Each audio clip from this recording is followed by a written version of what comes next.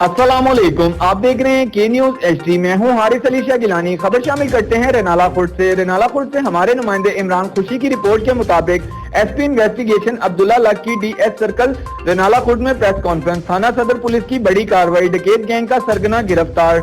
Police मुकाबले में police constable को मजरूब किया। गिरफ्तार डाकू का साथी पुलिस मुकाबले में जाँ बहक। गिरफ्तार डाकू ने 19 से ज्यादा वारदातों का इंकशाफ किया। गिरफ्तार मुलजिम राजा शुएब से बड़े पैमाने पर बरामदगी कर ली गई। उसमें जो है जी 2 मुकदमात हैं, उसमें एक PO है ऑलरेडी सदर नाला, ये मुकदमात हैं। एक मुकदमा 359 है, एक 441। इन 2 में ये जारी है और इससे पहले ये 4 मुकदमात में चलान है। उसके अलावा काफ़ी ऐसे मुकदमात हैं जिनमें हम इंशाल्लाह इसको शनाख्त परेड के लिए भेजेंगे।